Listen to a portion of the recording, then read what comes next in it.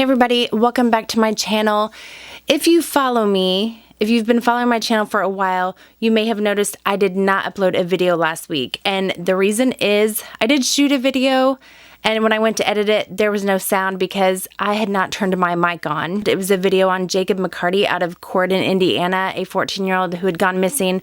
And before I could redo the video and upload it, they actually did find him, and it was not a good outcome. So please keep his family in your prayers. It was a very, very sad thing, and like I said, not a good ending to it, but that is why I did not upload a video this week. But we have one today, and it is on 6-year-old Isabella Kalua, who is missing out of Waimanalo, Hawaii. Now, according to Isabella's adoptive parents, she was last seen on Sunday, September 12th, around 9 p.m., asleep in her bedroom inside her home on Pua Street in the city of Waimanalo, which is on the island of Oahu. Isabella's birth name is actually Ariel Sellers. Now, I wasn't sure whether to call her Isabella or Ariel for this video. Her biological family still calls her Ariel, and her adoptive family calls her Isabella. Since she was going by Isabella when she disappeared, and the police and news is reporting her with that name, I'm going to keep calling her Isabella for this video. Me calling her that is in no way meant to disrespect her or her biological family. I am just trying to avoid any confusion. So Isabella, also known as Ariel, was born to her biological parents, Melanie Joseph and Adam Sellers, on November 6th of 2014, and she has 4 siblings. Melanie and Adam did struggle with drugs. They stayed with relatives for a while with their 5 children, but then found themselves homeless. Because of this and their drug issues, Isabella and her 4 siblings were taken by CPS. One of the children was placed with a family member, and obviously one family member probably couldn't take all 5 children, so Isabella and the other 3 siblings were placed into foster care. Isabella, as well as the other 3 kids, were put in the care of Isaac Kalua, who goes by Sonny, and his wife Lehua Kalua. The Kaluas have had Isabella and her 3 siblings for the past 4 years, from what I understand, and just this past February, they actually adopted all 4 of the kids, and that's when they officially changed her name from Ariel to Isabella. Before the kids were adopted by the Kaluas, their biological mother, Melanie, did have visitation with them, and she has stated that during those visits, she often noticed bruises and signs of abuse on Isabella. Whether she reported this or not, I'm unsure, but the children did remain in the home of the Kaluas. The last time Melanie had gotten to see her daughter was about a year ago. Isabella's biological father, Adam, is currently in a drug rehab facility, so I'm unsure how long it has been since he has seen her. The adoptive family, the Kaluas, live in a home on Pua Street in Waimanalo, and this is where Isabella was allegedly last seen. On Monday, September the 13th of this year, 2021, Sonny and Lehua contacted Honolulu police to report Isabella as missing. They say that they saw her the night before around 9 p.m. sleeping in her bed as usual, but when they woke up the next morning around 6 or 6:30 a.m. and went in to check on her, she was no longer in the house. She was gone. Sonny and Lehua have retained a lawyer and refused to speak to the media since reporting her missing. They haven't, given any interviews or made any public pleas. But a person acting as the spokesperson for them is a criminal defense attorney named William Harrison. According to him, the Kaluas are fully cooperating with police and did allow police to search their home. But like I said, they have not spoken out publicly, nor have they helped look for Isabella as of yet.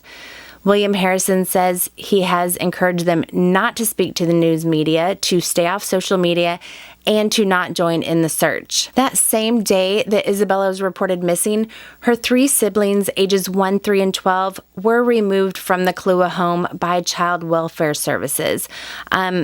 I don't know if they had a reason, like they thought the kids were in danger, or if they were just doing it as a precaution, but the kids were removed. Now, there are electronic locks on the doors of the home, and The Kaluas say that the door alarm went off at 1:30 a.m., so that's when they think Isabella left the home through the door. They also have a Ring doorbell camera, but say it malfunctioned in that moment and didn't catch her leaving.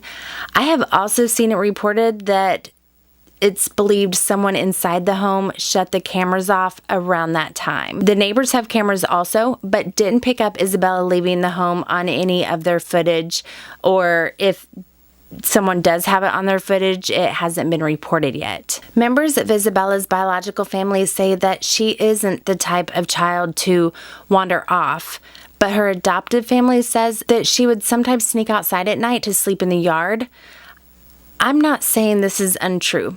I'm not saying, that they're telling a big fat lie, but I myself find it hard to believe that a 6-year-old child would rather sleep outside in the dark alone than safely inside their house. Unless they felt safer outside, which a whole other issue if that's the case. I know my kids would not do that. They've never done that. They would really be scared. It's dark outside. They wouldn't do it. Let me know in the comments if your kids have ever snuck outside to sleep. Maybe it's not that unusual. So back to the electronic door locks and alarms. If they have an alarm on the door and know that she opened the door at 1:30, why wasn't she stopped? Is it a silent alarm?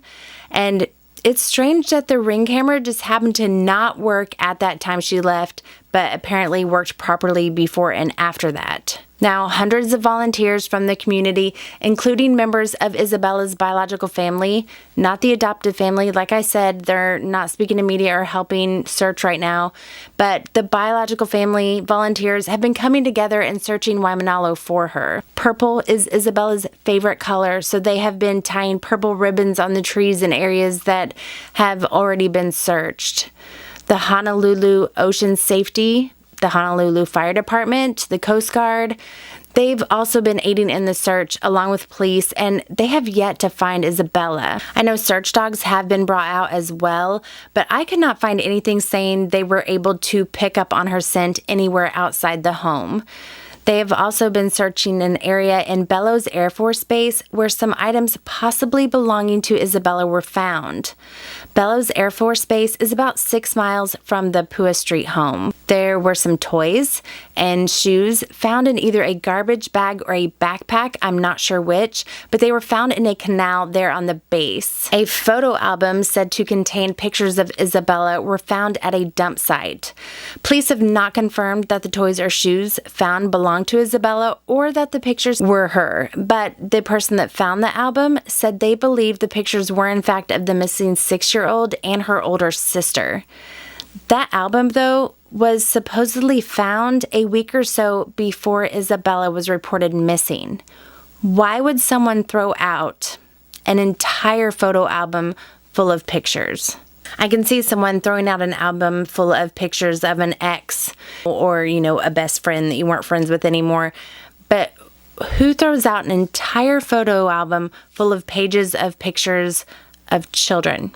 The FBI is also now involved in the search for Isabella, and police have interviewed a lot of people connected to her, but say they are still waiting on some family members and people the family knows that have yet to come forward to speak with them. According to police, some family members are not cooperating in the investigation, but they haven't specified who. Neighbors in the area of Pua Street have been asked to check their property for any places that a child might be able to hide.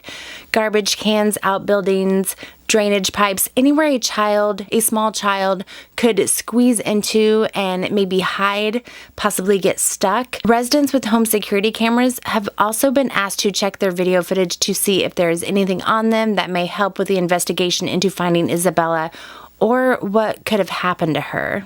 Isabella's adoptive father, Isaac Kalua III, aka Sonny, does have a criminal past, which makes myself and others wonder how in the world he was allowed to foster and adopt someone else's children. According to court records, in 2001, he was convicted of 2 second-degree assaults, an attempted second-degree assault, and a first-degree charge of terroristic threatening. He was sentenced to 5 years probation.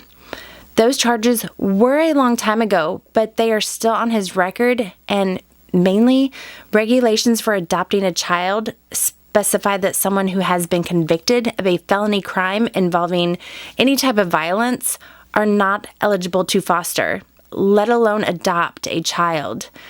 Now, maybe his past has nothing to do with Isabella's disappearance, but it is worth mentioning. In my opinion, she and her siblings should never have been placed in that house. I hope police are speaking with the 12-year-old to see what kind of household it was and if she knows anything about what happened to Isabella. I'm sure they are speaking to her, even though it hasn't mentioned. I'm sure they're not going to, announce that to everyone. In October of 2019, Isabella suffered a broken finger, said to have been caused by getting her hand caught in a door or slammed in a door. And the adoptive parents didn't get it treated right away. Maybe they didn't think it was broken and weren't too worried about it. Unless it's severe, I don't think they really do much for a broken finger except for maybe put a splint on it. So maybe they didn't think it was that bad, and that's why they didn't immediately rush her to get it checked out. Or maybe they were trying to hide something. I don't know.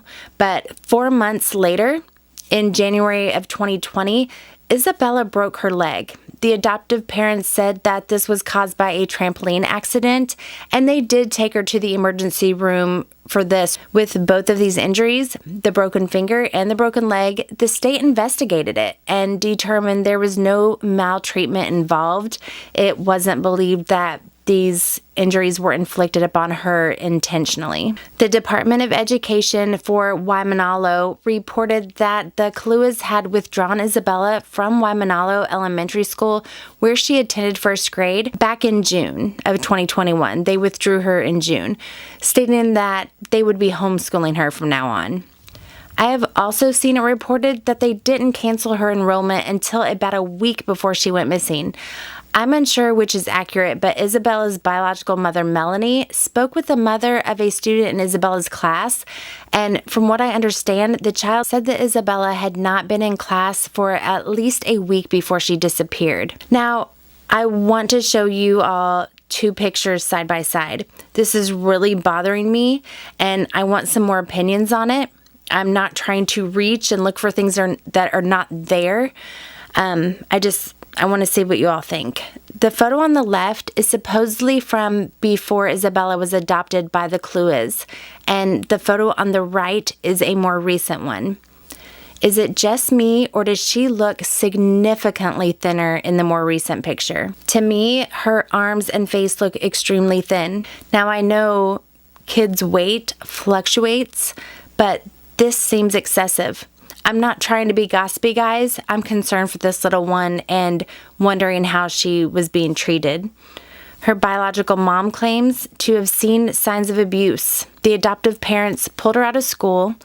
Neighbors say they never saw Isabella outside, and I actually wasn't able to find any information on who was the last person to see Isabella or when, besides the Kaluas. Let me know what you all think about the pictures. That's just something that I can't stop thinking about. An Amber Alert has not been issued because there is insufficient evidence that she has been abducted. For an Amber Alert, you have to have a vehicle or suspect description, which they do not have. Police say foul play has not been ruled out. Just a week after Isabella disappeared, police suspended the search for her. 7 days. That's all the time they looked. They say the investigation is ongoing and they are still following up on leads and tips, but the fact that they halted the search so soon, to me, I'm wondering if that means they've found new evidence that makes them think they are not going to find her in that area, or they think something really bad happened. Police have searched for weeks, months, years in other cases, so why has the search for this little girl come to a stop?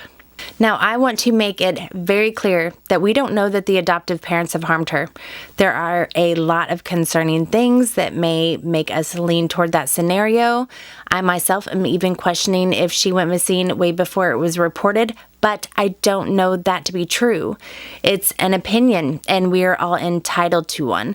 It is possible that Isabella did leave on her own. She also could have been abducted. None of us know what happened. The Kaluas, according to their attorney, have been receiving death threats via email and phone calls. And if that is really happening, that is so not cool. How does that help find her? It doesn't. I really hope that no one has done anything to this sweet little girl, and I hope that she can be found alive and unharmed. Isabella is 3 feet 3 inches tall with brown hair and brown eyes. She weighs 46 pounds and loves the color purple and teddy bears. She was last seen in a black hoodie, black leggings, colorful socks, and Nike slides with pink bottoms. Now, I've seen a lot of people commenting on posts, saying how do they know she was wearing those Nike sandals if she was sleeping when they last saw her? It could be that those were shoes she wore most of the time and the shoes were gone from the house, so maybe they assume that's what she had on. If you have any information on Isabella's disappearance or her whereabouts or what could have possibly happened to her, please contact the Honolulu PD at 808-529-3111 or CrimeStoppers at 808-955-8300. Please share her flyer, share this video if you think it will help, and please keep Isabella and her family in your prayers.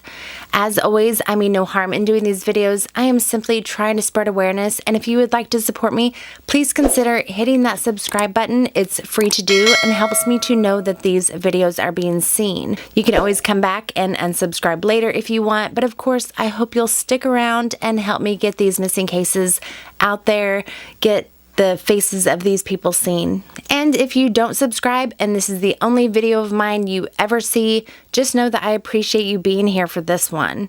If you want to see more cases that aren't getting the attention they deserve, I would highly suggest checking out my entire missing playlist, as each case I cover is super important and needs the exposure. Thank you all so much for being here. Someone out there knows where Isabella is and what happened to her.